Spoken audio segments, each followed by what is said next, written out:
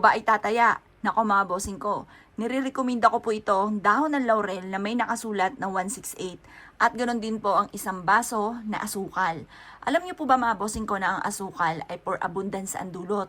Ang dulot niyan ay maraming pera. Kaya ang madalas nga po ng mga inaalay, lalo na sa mga santo or kaya sa mga good berries, mga bossing ko, ay mga tsokolate. Or kaya sa mga santo ninyo, kasi ang dulot niyan ay swerte. Ang mga matamisin, maswerte po yan mga bossing ko, ang dulot niyan ay kasaganahan. Mainam na meron po kayong ganito mga bossing ko ng asukal at ganoon din po ang ating dahon ng laurel. Ang dahon ng laurel ay susulatan natin ng 168 mga bossing.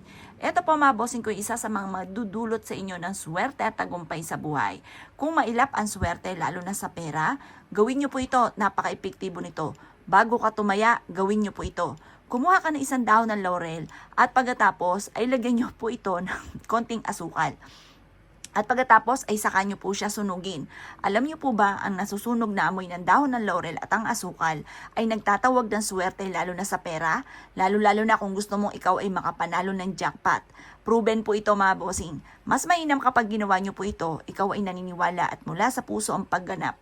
Kaya minsan hindi po tumatalab dahil may alinlangan ka. Hindi ka naniniwala pero gumagawa ka pa rin.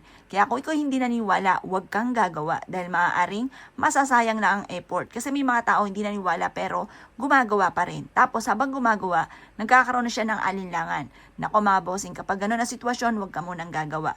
Pero kung kinaniwala at ikaw ay mananaya, gawin niyo po ito.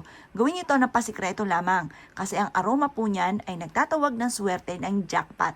Proven po ito mga bossing ko, basta naniniwala ka at positive ka sa lahat ng bagay. Mainam na gawin niyo po ito ng Tuesday o Friday.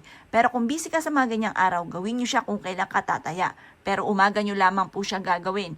Napaka-epektibo po nito mga bossing at 100% magtutuloy-tuloy. Ang daloy na swerte lalo na sa pera. Kung ikaw ay negosyante, panalo ka po dito. Dahil ito po ay nagtatawag ng swerte lalo na sa pera. Kung halimbawa, ikaw po ay magbubukas ng negosyo, gawin niyo po ito.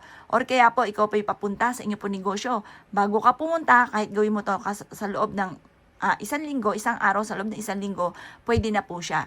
Bago ka pumunta sa inyo po negosyo ay mag-wish ka at magpauso ka po nito mga bossing ko ng dahon ng laurel na meron pong asukal.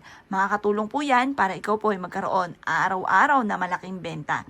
Kapag naman sa usapin ng negosyo, gawin mo ito ay Monday para panimula mga bossing ko na ikaw po ay suswertihin, magiging matagumpay. Ay siya, kung ikay gagawa ng gatong mga pamamaraan, good luck po sa inyo po lahat.